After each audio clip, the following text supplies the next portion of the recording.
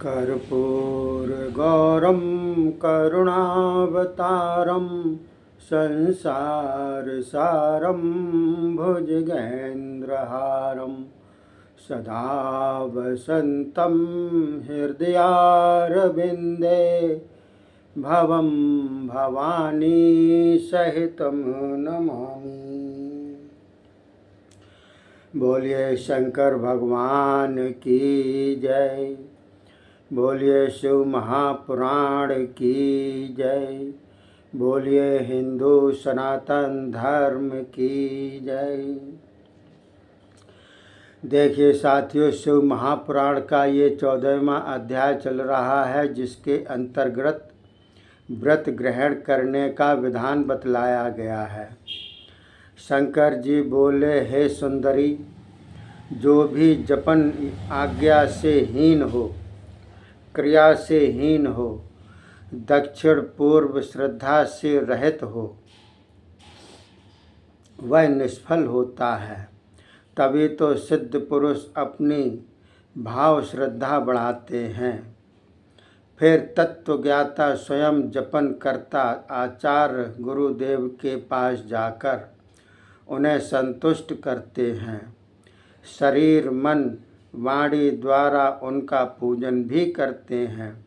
यदि धनवान हुआ तो हाथी घोड़े आदि उत्तम वस्तुओं की भेंट भी करते हैं। यह सब अवश्य करना चाहिए।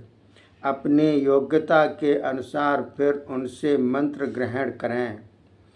प्रसन्न होकर गुरुदेव भी 1 वर्ष तक उसकी परीक्षा करते रहें।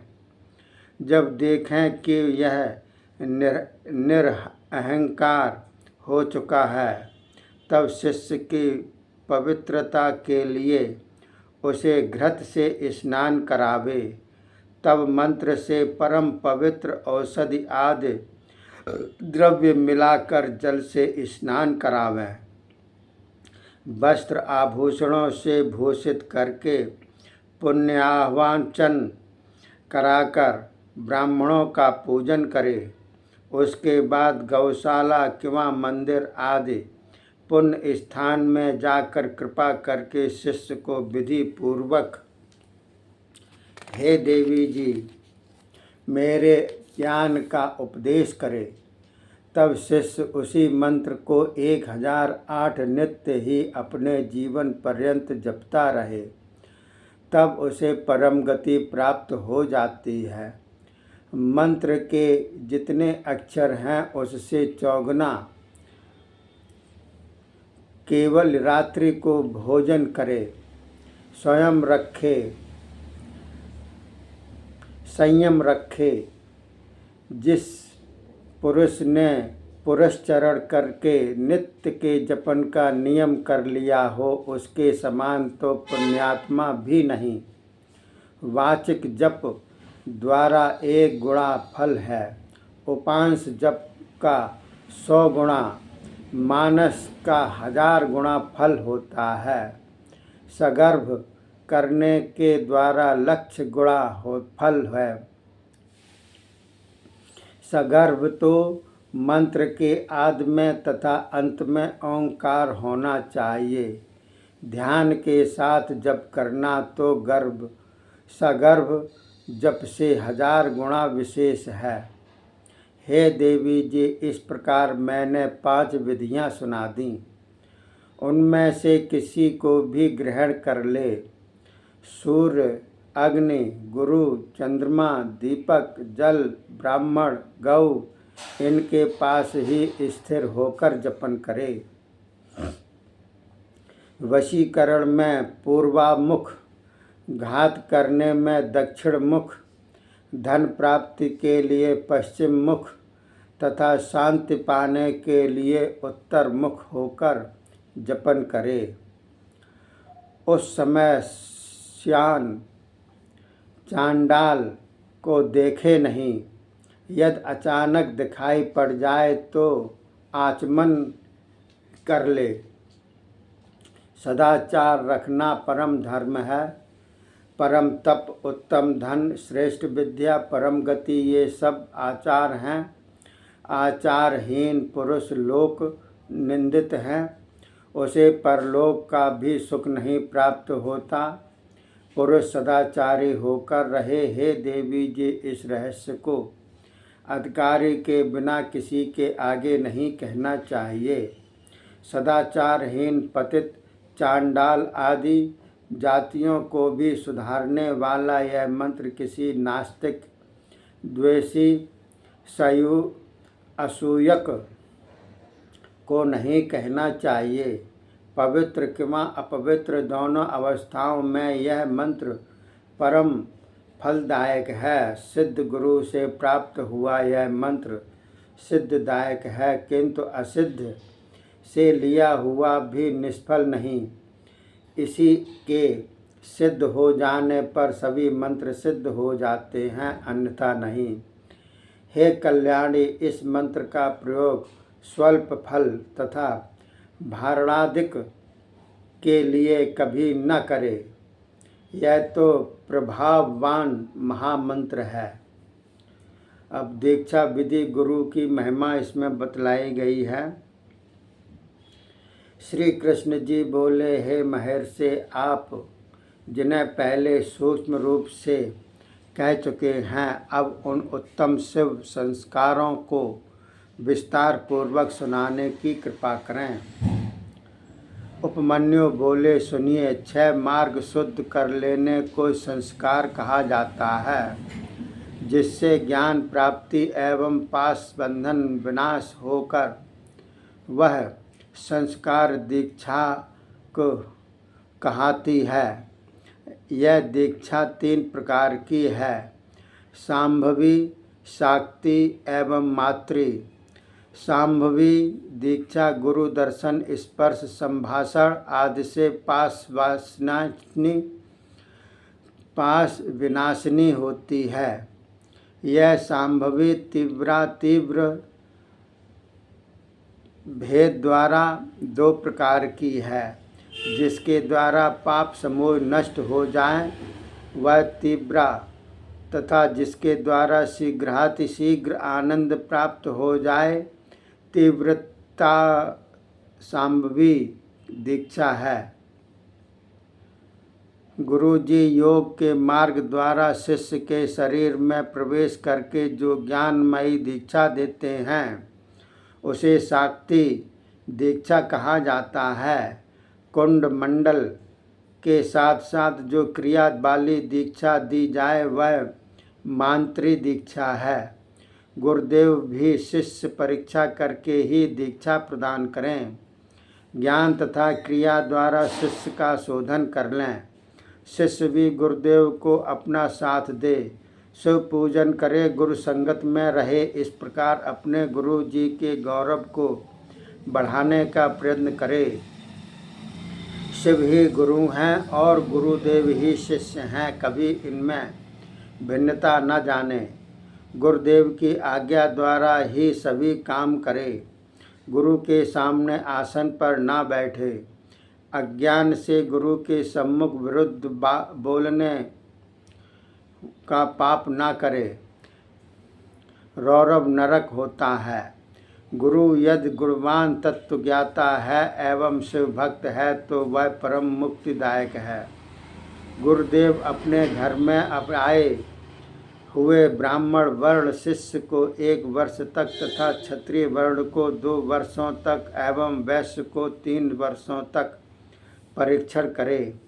जिन शिष्यों को फटकारा जाए कि वहाँ ताड़ा जाए फिर भी वे मौन धार कर दुख का अनुभव ना करें, वे ही शिष्य सत्पात्र एवं शिव संस्कार योग्य हैं। स्त्रियों का शिव संस्कार ग्रहण करने में अधिकार नहीं। वे तो पति की आज्ञा पाकर शिव पूजन करें।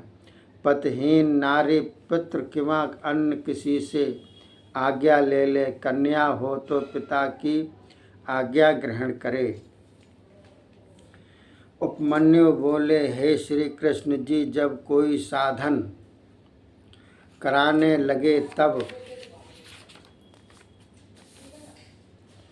प्रथम पवित्र स्थान में जाकर समयाहवय नाम से संस्कार कर उसमें शुभ दिन पुण्य समय प्रथम देख लेवे। वहाँ की सुगंध वर्ण रस आदि द्वारा परीक्षण कर ले। फिर उसी भूमि पर शिल्प शास्त्र कथित विधि द्वारा मनोहर मंडप रचना करे। मध्य में वेदी हो, ईशान कोण से लेकर आठों दिशाओं में कुंड बनावे। पश्चिम दिशा में प्रधान कुंड होना चाहिए, क्यों 8 कुंड ही न बनाकर एक ही कुंड बहुत सुंदर बनवा ले। चंदोआ ध्वजा पताका पुष्प मालाओं से उसे शोभित करे। उस वेदी के मध्य में सुंदर मंडप होना चाहिए। फिर चांदी सोने द्वारा ईश्वर का आह्वान करे। यदि शक्ति न हो तो चावल सिंदूर पुष्पों द्वारा आह्वान करे। 1 किंवा 2 हाथ का श्वेत किंवा लाल कमल बनावे। कमल की 8 कर्ण का हों, आधे में तो केश तथा आधे में दल निर्माण करे। यदि 2 हाथ विस्तृत कमल हो तो 16 अंगुल कर्ण का हो। वेदी पर धान चावल सरसों तिल पुष्प कुशा आदि बिछावे। फिर कलश स्थापना करे।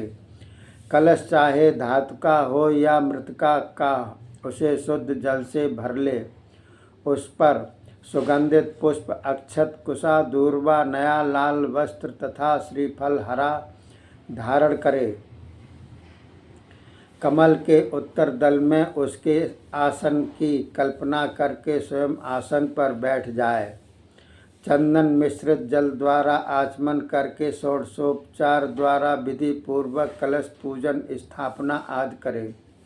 उसके बाद गुरुदेव भी अपना नित्य कृत्य करके प्रसन्नता से पूजा हवन में आ जावे। मंडल के मध्य महेश्वर का पूजन करें। फिर शिव कलश में शिव का आवाहन करके विधान के साथ उस कलश का पूजन करें। फिर पश्चिमाभिमुख होकर यज्ञ रक्षक भगवान शिव का ध्यान करते हुए दक्षिण में शिवजी के अस्त्रों को पूजें। मुद्रा आदि दिखाकर मंत्रोच्चार पूर्वक यज्ञ आरंभ करें। शिव अग्नि में प्रधान आचार होम करे। आचार प्रार्थना भी करे कि हे सदाशिव, आप मेरे शरीर में प्रविष्ट होकर इस भक्त को सांसारिक दुखों से छुड़ाओ। उसके बाद उपवास करता किंवा हविष्य अन्न भोक्ता ओंकार के जपन करने वाले शिष्य को मंडप के दक्षिण किंवा पश्चिम द्वार पर उत्तराभिमुख करके कुशासन पर बिठा देवे और आप पूर्वाभिमुख होकर उसे जल द्वारा प्रोक्षण करें। फिर फूलों द्वारा उसका ताड़न करें। मंत्र द्वारा शोधित नवीन वस्त्र से उसकी आंखें बांधकर उस शिष्य को मंडप में ले जाए। गुरुदेव की आज्ञा पाकर शिष्य शिव की 3 परिक्रमा करे। उसके बाद पूर्व किंवा उत्तर की ओर मुख करके स्वर्ण के साथ पुष्पांजलि अर्पण करे, दंडवत प्रणाम करे। उसके बाद फिर शिष्य का प्रोक्षण करके आचार्य उसकी आंखें खोल देवे। शिष्य आँखों द्वारा मंडल का दर्शन करके प्रणाम करे। उस शिष्य को आचार्य मंडल के दक्षिणी और कुशासन पर बिठावे। स्वयं शिव आराधन करके उसे हाथ से स्पर्श करे और शिव मंत्र का उच्चारण करे।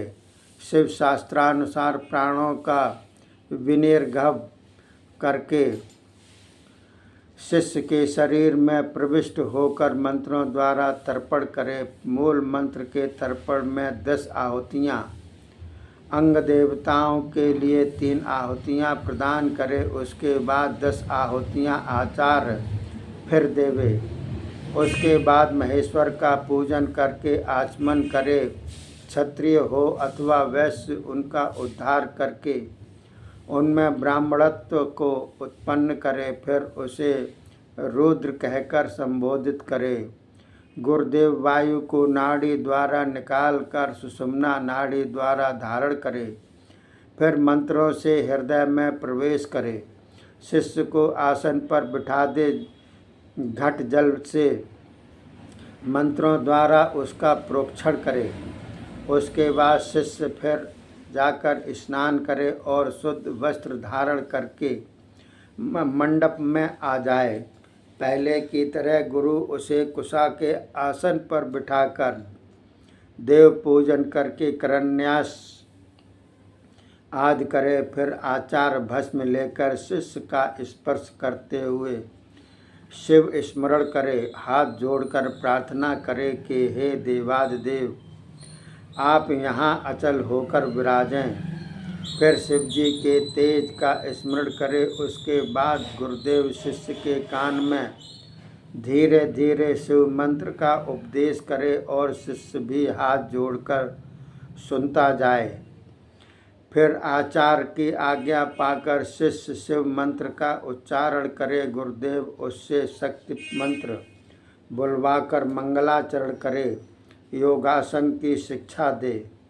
उसके बाद गुरुदेव की आज्ञा से शिष्य शिव अग्नि तथा आचार्य के पास भक्ति के साथ दीक्षा वचनों का उच्चारण करे। भगवान शिव का जब तक पूजन न कर ले कभी भी प्रथम भोजन न करे। इस प्रकार से विधि पूर्वक पूजन करने वाला शिष्य समय नामे गुरुदेव की आज्ञा पालने